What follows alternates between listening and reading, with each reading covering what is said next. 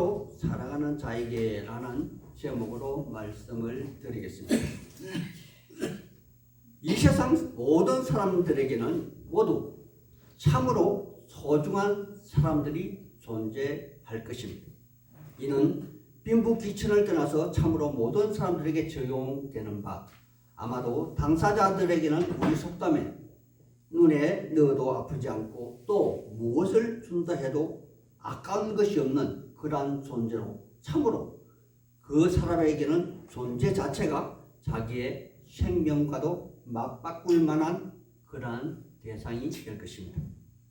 여기 본문에 90이 넘은 노사도의 눈에 이런 봄에 여리디 여린 새싹이 이제 막 찬설이 내리던 얼어붙은 땅을 뚫고 올라왔는데 여전히 밖의 공기는 차디찬 눈보라와 매서운 북풍의 바람과도 같은 거칠고도 험난한 삶이 예견된 삶을 살아야만 하는 그들을 두고 그는 자기 인생의 모든 역량을 총동원하여 그 어린 새싹과도 같은 성도들에게 최고이며 최대한의 축복을 빌어주는 그러한 모습으로 비춰지는 모습을 오늘 본문에 나타내 보이고 있습니다.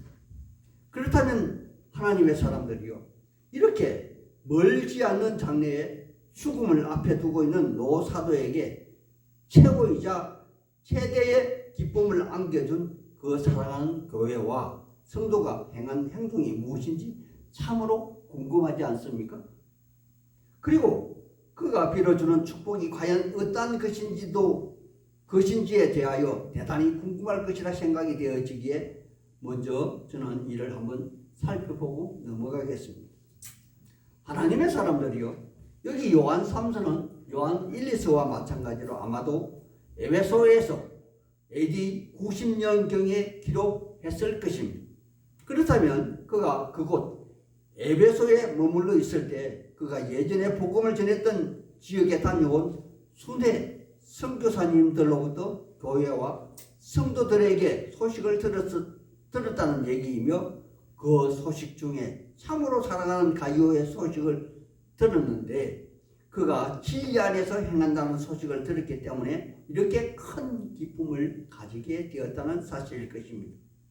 그렇다면 또 우리는 그 진리가 무엇인지 그리고 어떻게 진리 안에 거한다는 것을 그것도 알아야 되지 않겠습니까? 제가 지난 요한 2서를 설명하면서 이미 말씀을 드린 대로 진리는 시대와 상황에 따라 변하지 않는 것으로서 우리 구주 예수 그리스도임을 이미 요한복음 14장 6절을 통하여 말씀을 드렸는데 이는 우리 주님께서 토마의 질문에 대답하는 그러한 답변 중에서 내가 곧 길이요 진리요 생명이니 나로 말미암지 않고는 아버지께 올 자가 없음이라 하신 말씀을 하셨다는 사실입니다. 그리고 또한 같은 복음서 14장 17절에는 그는 진리의 영이라 세상은 능히 그 진리를 받지 못하나니 이는 그를 보지도 못하고 알지도 못함이라. 그러나 너희는 아나니 그는 너희와 함께 거하심이요 또 너희 속에 계시겠음이라 라고 약속하신 그 약속이 있기 때문일 것입니다. 그러므로 여기 노사도 요한은 단도직입적으로 가이오 형제가 예수 안에 성령님 안에 거하고 또 행동하고 있음을 그 말씀으로 직언하고 있다는 것이며 또 진리의 영이신 성령님도 가이오 형제 안에 거하고 있다는 것을 재차 확인해 주는 그러한 내용이라는 것입니다. 그러므로 노사도는 2절에 이렇게 축복하고 있습니다. 살아가는 자여 내 영혼이 잘됨 같이 내가 범사에 잘되고 강건하기를 구하노라. 아멘. 하나님의 사람들이여, 제가 방금 읽어드린 2절의 말씀은 우리나라 대부흥사였던 조영기 목사님이 소위 삼중 축복의 설교로 잘 알려진 그런 성경의 말씀으로서 영혼이 잘 된다는 것은 속사람이 바로 잘 된다는 것을 말하는 것이고 또 범사가 잘 된다는 것은 일상의 삶이 잘 된다는 것이며 강건하다는 말씀은 육체의 건강과 또 정신의 건강이 좋다는 그런 말씀이므로 아마도 우리 인생 최대의 최고 축복이 아니겠습니까? 그리고 또한 잘되고 잘된다는 말씀 역시 그냥 그의 개인 생각과 계획대로 일이 잘 풀리고 진행되는 그런 과정을 넘어서 목표에 따른 우선순위가 잘 정립된 그러한 상태에서 내 욕심대로 일이 풀어지는 것이 아니라 옳고 선한 방향으로 일이 순조롭게 진행되는 그러한 상태를 말하는 것이므로 이는 필그림, 즉 순례자의 삶의 최대 축복되는 그러한 말씀일 것입니다. 그러므로 노사도는 사절에 내가 자녀들이 진리 안에서 행한다 함을 듣는 것보다 더 큰 기쁜 일이 없도다 그렇게 감탄 탐복하며 자기의 일상의 감정을 진솔하게 밝히고 있는 것이 아닌가요? 그러하다면 하나님의 사람들이요 이렇게 노사도가 그의 사랑하는 가이오가 진리 안에서 행한다는 진리의 사례는 과연 무엇이겠습니까? 그 내용이 바로 5절에서 8절의 내용에 자세하게 기록되어 있으므로 제가 같이 한번 살펴보겠습니다.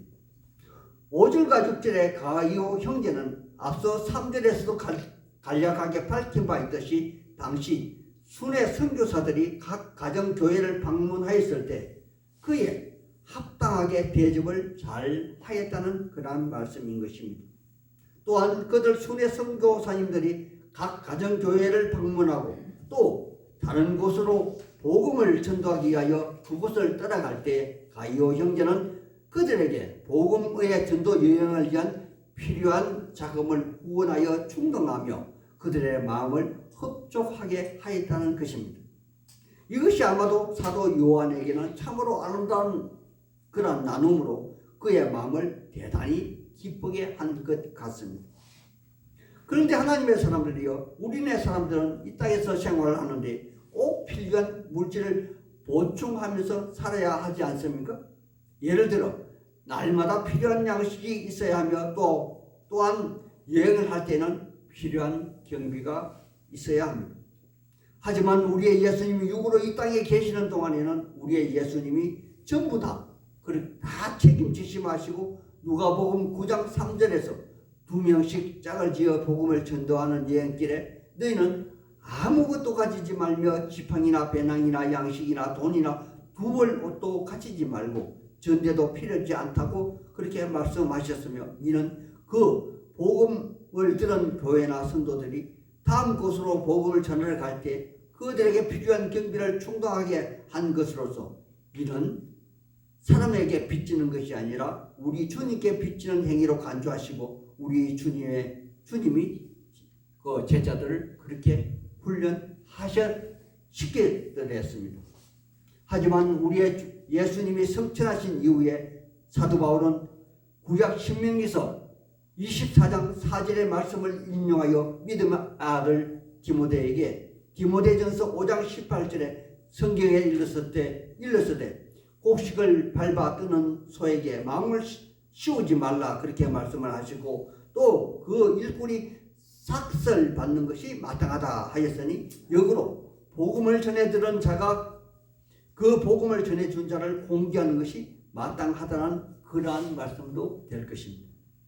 예를 들어 사도 바울도 데살로니가 교회에 있을 때 빌립보 교회 교인들이 2번씩이나 쓸 것을 보내주었다는 내용을 빌립보서 4장 16절에 기록하고 있으며 또 그가 로마 감옥에 갇혀 있을 때 에바브라 지도편에 필요한 돈과 물품을 보내어 바울 사도를 도운 일이 있으며 또 바울 사도는 로마 교회의 편지인 로마서 15장 23절에서 24절에 열해 전부터 언제든지 서바나로 갈 때에 너희에게 가기를 바라고 있었으니 이는 지나가는 길에 너희를 보고 먼저 너희와 사귐으로 얼마간 기쁨을 가진 후에 너희가 그리로 보내주기를 바람이라 하신 말씀으로서 이는 직설적으로 로마 교회가 서바나로 가는 그 바울사도의 선교비를 충당하기를 원했던 사실도 성경에 그렇게 적시하고 있다는 것입니다. 그런데 여기에서 한 가지 유의해야 하는 일 역시 사도 요한은 시건하고 있는 것을 우리는 압니다. 바로 그 당시 순회 선교사님들은 절대 이방인들에게 혹은 당시 세가 약한 교회들에게 선교 헌금을 절대 임의로 강제하여 거두지 않았다는 사실입니다. 이는 오늘날 부흥 선교사님들이 부흥사님들이 교회를 순회하면서 일정 금액의 부흥사 사례비를 받는 것을 마치 기정사실로 여기는 것과는 대조적인 그러한 행위로서 당시 대부분의 순회 선교사님들은 자비량으로 선교하였다는 그러한 사실이며, 또 교회가 자발적으로 일정 금액으로 선교사의 사례를 한다는 것 또한 전혀 이상할 것이 없는 순리적인 그러한 방책이기도 하였다는 것입니다. 이와 같이 올바르고 정직한 선교 행위는 오늘날까지 선한 선교사례로 많은 교회들이 선교사를 파송하는 일을 앞다투고 하는 것과 같이 바로 그들 교회도 선교사님들이 받는 것과 같은 상을 받는다는 그런 생각을 한 것이며, 또한 성도 개인이 보내는 선교 헌금도 같은 이치로 여기 사도 요한은 바로 이 일들을 아주 높이 사고 있는 것으로 보여집니다. 하나님의 사람들이요, 이 세상에서 우리의 예수님은 때가 되어 우리 모두를 위해서 십자가를 지시고 복음의 시대, 신약 시대를 여셨다는 사실입니다. 그렇다면 우리 복음의 시대, 그리스도인의 지상과제는 바로 복음 전하는 전도 행위가 될 것입니다. 그러므로 여기 순회 선교사님의 위치는 옛적부터 우리 예수님의 제자 사도 시대 때부터 정해 주신 그러한 것으로서, 또한 그의 사역에 물질로 동참하는 일 역시 선교 행위와 같은 행위로 선한 복음 전도의 행위일 것입니다. 따라서 여기 사도 요한은 5절에 가요 형제들에게 진솔한 음성으로 사랑하는 자여 라고 불러주며, 네가 무엇이든지 형제 곧 나그네 된 자에게 행하는 그것은 실실한 일이라 그렇게 칭찬하며, 2절에 내 영혼이 잘됨과 같이 범사가 잘되고 강건하기를 우리 구주 예수님께 간구하노라 라고 축복하는 것일 것입니다. 그리고 그는 덧붙여서 8절에 그러므로 우리가 이 같은 일들을 영접하는 것이 마땅하니 이는 우리로 진리를 위하여 함께 일하는 자가 되게 하려 함이라 라고 당당하게 말할 수 있는 것이 아닐까요? 그런데 여기 노사도는 이제까지 오는 다른 정반대 행위를 여기 디오드레베라 하는 한 사람을 꼭 집어서 그의 잘못된 행적을 적나라하게 이야기하고 있는 것도 봅니다. 물론 이 사람은 우리에게는 반면교사로 절대 이 사람을 본받지 말아야 하는 그런 대상이 될 것이기에 이 역시 자세하게 한번 살펴보겠습니다. 그는 아마도 당시로서는 상당한 세가 있는 교회의 기득권을 가진 어른이고 실세였던 것 같습니다. 그러한 그가 당시 순회 선교사로 교회를 방문한 사도 요한의 후임자들 악한 말로 비방하고 매몰차게 대했으며, 심지어는 순회 선교사를 선대한 이들을 교회에서 파면시키는 일을 한 것으로서 10절에 기록하고 있습니다. 그리고 그를 구제는 어떤 되기를 좋아하는 자라고 그렇게 기록하고 있는데, 이는 그가 교회 내에서 막강한 영향력으로 군림하는 실질적인 리더였음을 이야기하는 것이라 생각이 됩니다. 하나님의 사람들이요, 보통 우리들의 교회는 교회 구성은 각자가 그 직임만 다를 뿐 누구 한 사람 특별한 지위가 부여된 적이 없으며, 모두 다 동일선상에 같은 레벨의 사람으로서 모두가 한 가족으로서 누군가가 교회를 좌지우지할 수 있는 것은 아닙니다. 이는 근본적으로 모든 사람은 하나님 앞에 모두가 죄인일 뿐이며, 단지 하나님 앞에 그 쓰임의 직이 다를 뿐 모두가 다 구원의 은혜를 받아야 하는 피조물이기 때문에 그럽니다. 그러므로 누구 한 사람 특별한 지위를 부여받은 것이 아니라는 것이며, 또한 하나님 앞에서 그 누구도 특별한 사람이 아니라는 것입니다. 예를 들어 오늘날 목사님이나 장로님, 심지어 여기에 비견되는 오늘 혹은 얼마 전 입교한 성도님이라 할지라도 하나님 앞에는 동일한 자로서 은혜를 구하는 다 같은 죄인일 뿐입니다. 그러므로 모두 다 동일한 관계이나 다만 각자 맡은 직임에 따라서 선한 질서에 따를 뿐이기에 우런을 공경하고 말씀 전하는 자를 보다 낮게 여기며 사명자를 선대하는 그러한 자세를 견지해야 할 의무를 가지고 있을 뿐이지.